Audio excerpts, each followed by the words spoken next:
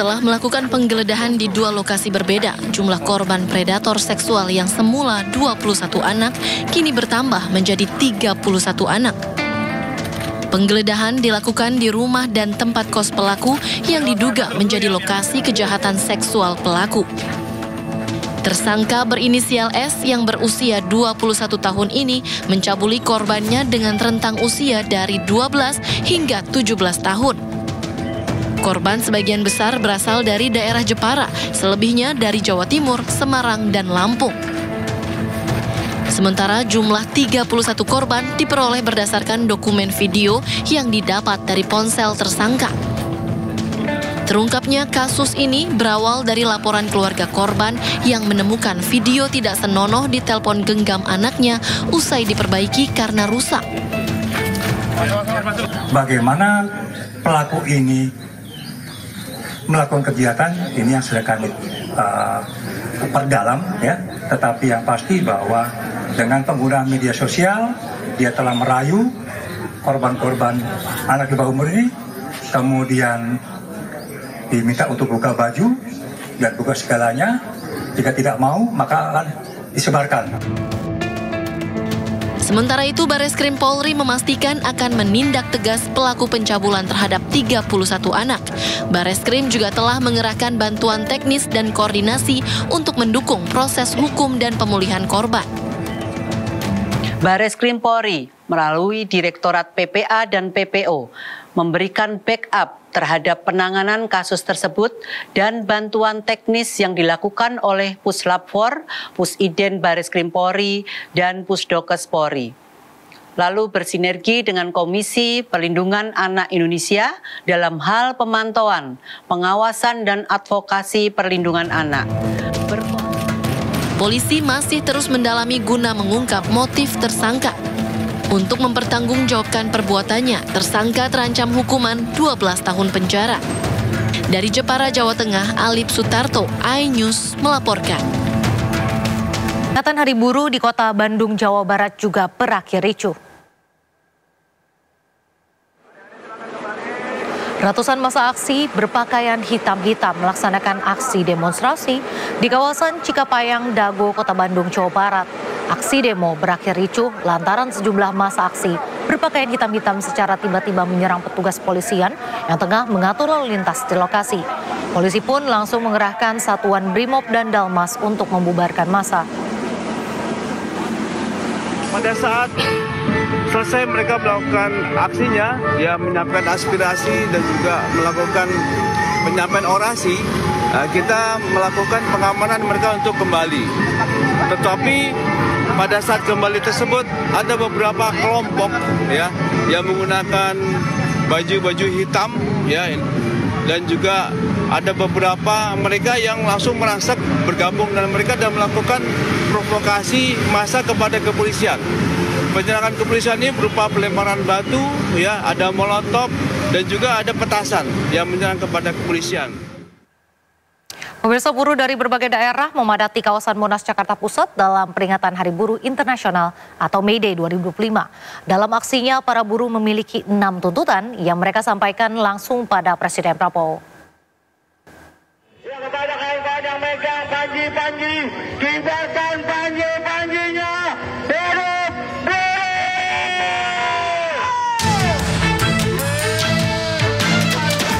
Ratusan ribu buruh diperkirakan hadir dalam peringatan Hari Buruh Internasional di Monas hari ini.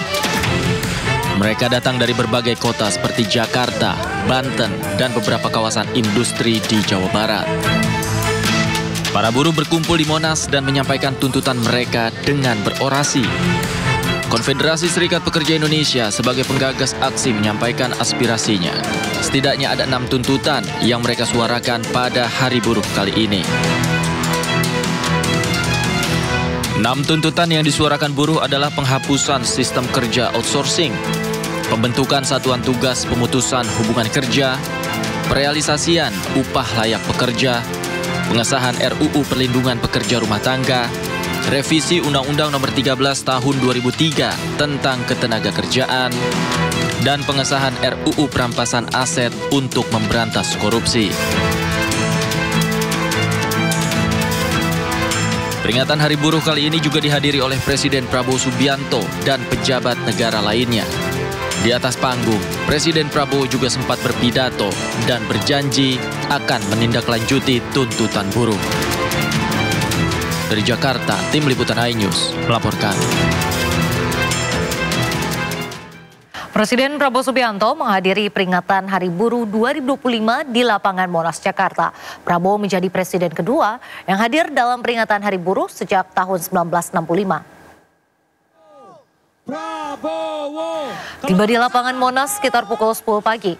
Presiden Prabowo disambut riuh ribuan buruh yang hadir. Prabowo pun menyalami para buruh yang sudah menunggu kedatangannya sejak pagi. Sejumlah pejabat negara juga turut hadir, seperti Menteri Sekretaris Negara Prasetyo Hadi, Sekretaris Kabinet Teddy Indrawijaya, Menteri Tenaga Kerja Yasirli, Ketua MPR dan DPR RI Ahmad Muzani, dan Puan Maharani. Presiden Republik. Dalam peringatan Hari Buruh di Monas, Jakarta Pusat pagi tadi, Presiden Prabowo Subianto berjanji akan segera mengesahkan RUU Perlindungan Pekerja Rumah Tangga. Prabowo juga berjanji akan menghapus sistem outsourcing di Indonesia. Saya akan membentuk segera Dewan Kesejahteraan Buruh Nasional yang akan terdiri dari semua tokoh-tokoh pimpinan buruh seluruh Indonesia. Dan mereka tugasnya adalah mempelajari keadaan buruh dan memberi nasihat kepada Presiden mana undang-undang yang nggak beres, yang nggak melindungi buruh. Mana regulasi yang nggak benar, mereka memberi masukan ke saya dan segera akan kita perbaiki, saudara-saudara sekalian.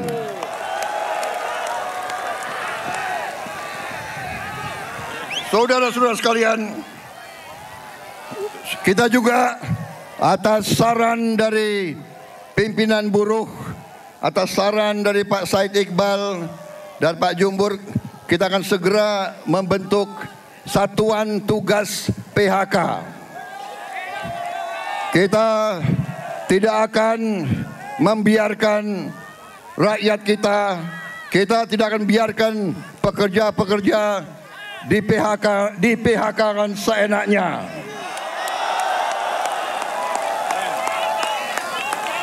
Bila perlu, tidak ragu-ragu kita, negara akan turun tangan, saudara-saudara sekalian.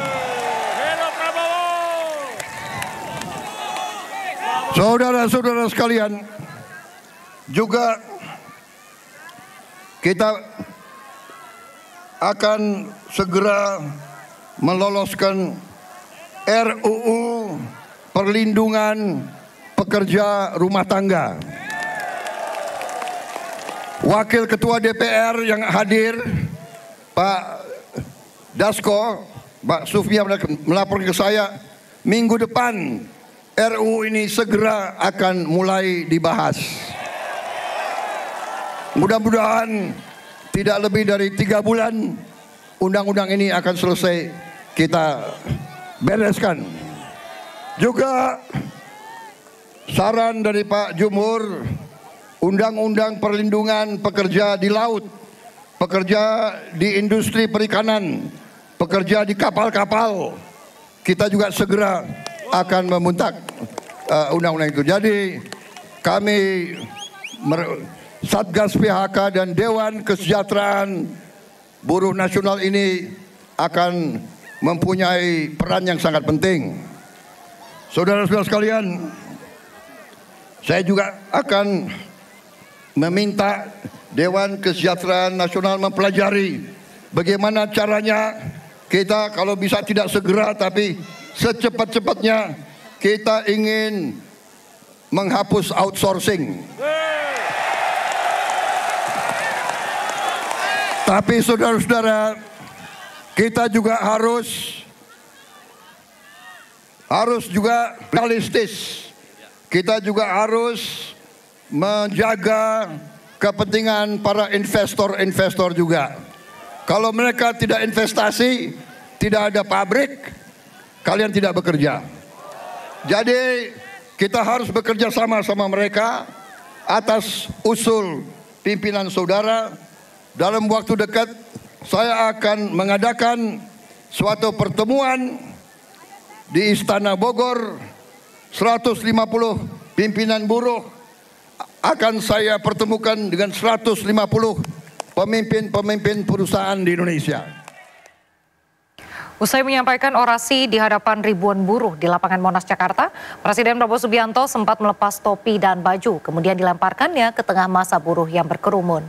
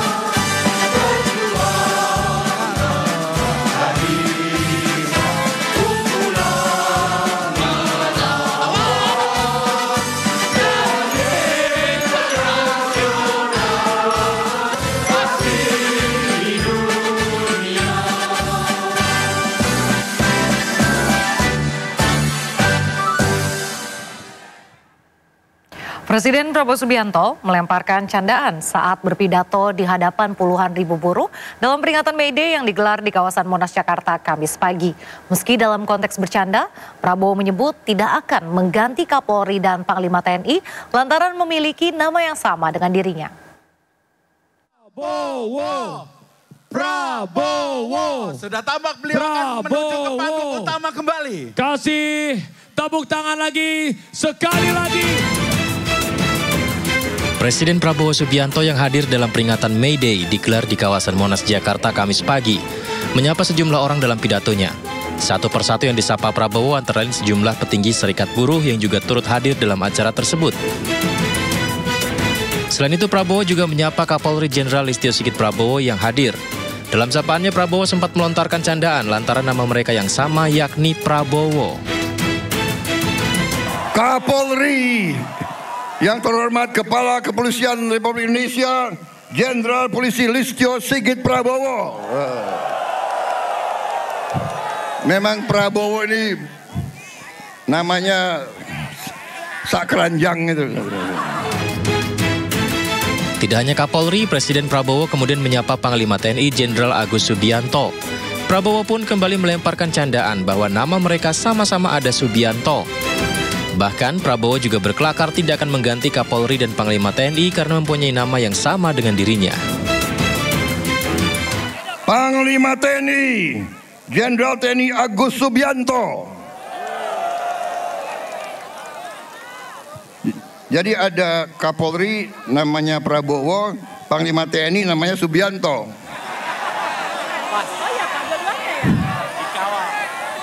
Presidennya Prabowo Subianto. Wah, ini alamat nggak diganti-ganti nih Kapolri. Usai berpidato panjang, Presiden Prabowo kemudian meninggalkan arena peringatan May Day di kawasan Monas, Jakarta. Dari Jakarta, tim liputan iNews melaporkan.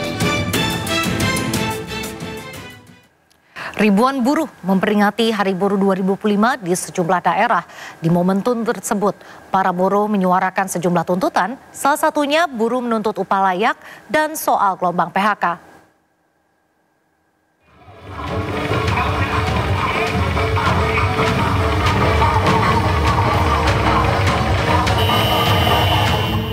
Massa buruh dari berbagai daerah di Jawa Timur konvoi dan menggelar aksi unjuk rasa memperingati Hari Buruh atau May Day di kawasan Jalan Ahmad Yani, Surabaya, Jawa Timur. Tuntutan kita ada untuk Gubernur Jawa Timur dan untuk pemerintah pusat. Para Para buruh bergerak dari Sidoarjo menuju kantor Gubernur Jawa Timur di kawasan Jalan Pahlawan, Surabaya. Mereka menuntut pengampunan pajak dan upah layak serta meminta tidak ada PHK massal. Aksi ini membuat ruas jalan raya di Surabaya macet total lantaran massa buruh menutup ruas jalan raya Ahmad Yani, Surabaya.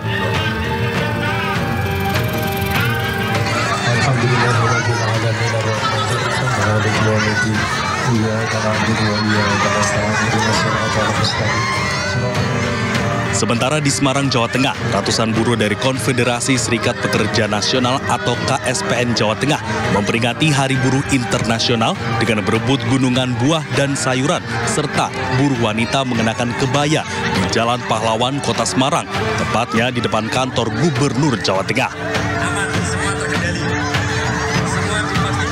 Peringatan Hari Buruh Internasional dengan tema Buruh Ruat Negoro ini diartikan bahwa buruh bersama-sama berjuang menjaga, memperbaiki, dan membersihkan negara dari penyalahgunaan kekuasaan. Selain itu, para buruh juga menolak sistem kerja kontrak atau outsourcing, serta mendesak perbaikan sistem pengupahan.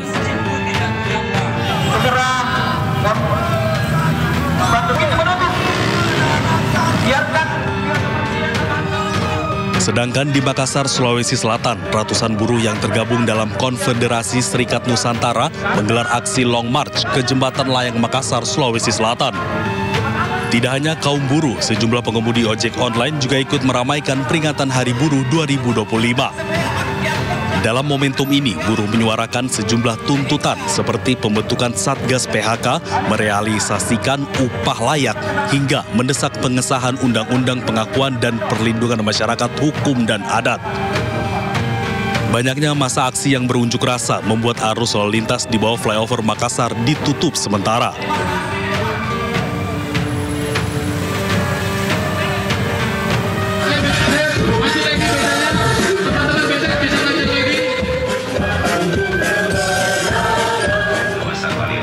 Ribuan buruh bersama dengan aliansi mahasiswa berbagai perguruan tinggi di Yogyakarta menggelar Long March di sepanjang Jalan Malioboro.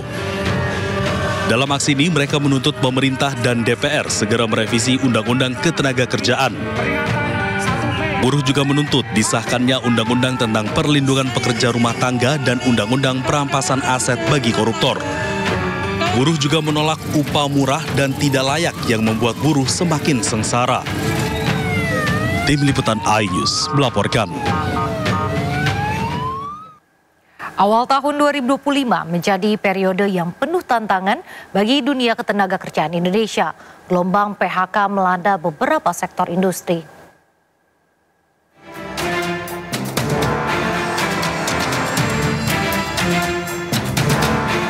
Awal tahun 2025 menjadi periode yang penuh tantangan bagi dunia ketenagakerjaan Indonesia. Gelombang pemutusan hubungan kerja atau PHK melanda beberapa sektor industri dan meninggalkan ribuan pekerja dalam ketidakpastian. Gelombang PHK ini mencerminkan ketidakstabilan ekonomi yang semakin terasa.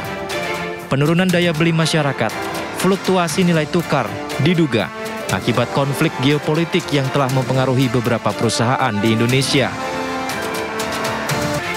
Bagi para pekerja yang terdampak PHK, mencari pekerjaan baru bukanlah hal yang mudah. Persaingan ketat, keterbatasan lapangan kerja, dan kebutuhan akan keterampilan baru menjadi tantangan tersendiri.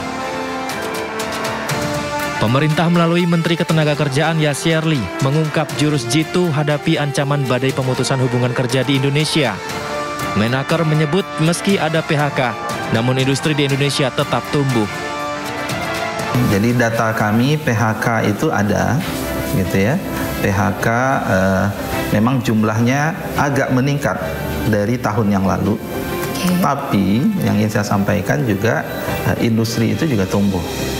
Ya, jadi contoh tadi kami ke Karawang, ya tahun depan gimana? Ini bisa nambah 10.000. Kemudian sebelumnya kita kita kemudian ke KEK di Batang, itu proyeksi sekian ratus ribu ke depan. Kemudian saat kemarin ada kasus Ritex, ya dinas provinsi mengatakan kami sudah siap dengan belasan ribu juga, ya lowongan pekerjaan kalau ya ada yang mau. Jika gelombang pemutusan hubungan kerja masih terus terjadi, hal ini menekan masyarakat kelas menengah ke bawah. Kelompok menengah ke bawah menjadi rentan terhadap gejolak yang terjadi. Tim Liputan iNews melaporkan.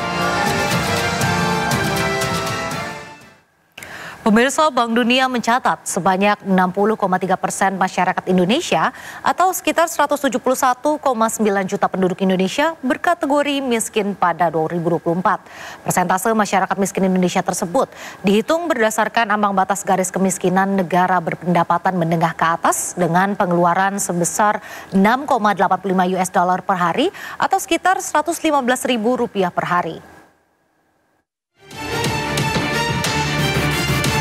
Bank Dunia mencatat sebanyak 60,3% masyarakat Indonesia atau sekitar 171,9 juta penduduk Indonesia berkategori miskin pada 2024 jika dihitung berdasarkan ambang batas garis kemiskinan negara berpendapatan menengah ke atas.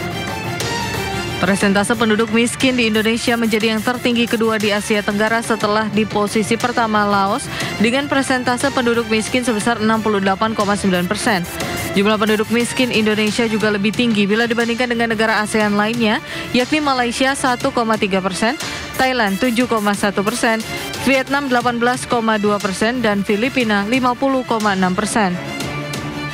Meski demikian, Bank Dunia memperkirakan angka kemiskinan di Indonesia akan menurun menjadi 58,7% pada 2025, turun menjadi 57,2% pada 2026, dan turun menjadi 55,5% pada 2027.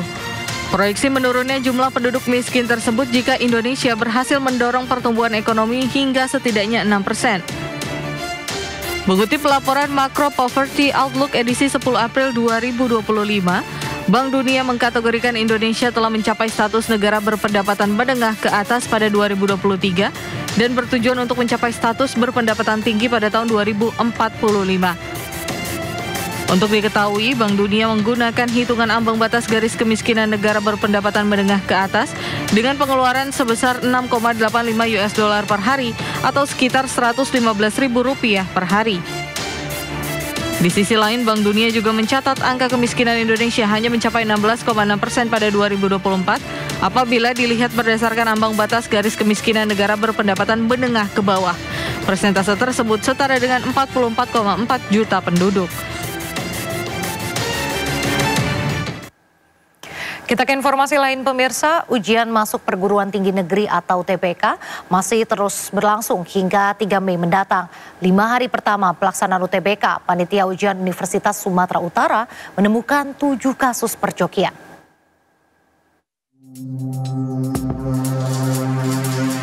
Kacamata dengan kamera tersembunyi ini disita panitia dari peserta ujian masuk perguruan tinggi negeri di Universitas Sumatera Utara, USU. Kamera merekam soal ujian untuk dikerjakan oleh joki. Pihak USU mengungkap total 7 praktek perjokian yang melibatkan sekitar 30 peserta ujian. Kesemuanya telah diserahkan ke polisi. Kita menemukan 7 orang, sudah kita proses berdasarkan SOP yang berlaku. Lalu kemudian kita laporkan ke polisi dan sekarang kasusnya lagi dalam pemeriksaan oleh kepolisian. Kecurangan ujian masuk perguruan tinggi juga ditemukan di ISBI Bandung, Undip Semarang, dan UNED Jember. Modusnya mulai dari menyembunyikan ponsel, memasang software remote komputer, hingga memasang perangkat proxy di server ujian. Sanksinya berat, peserta ujian yang kedapatan melakukan kecurangan akan didiskualifikasi dan tidak dapat mengikuti ujian pada tahun-tahun berikutnya. Dari Medan, Sumatera Utara, Ahmad Ridwan Nasution, iNews melaporkan.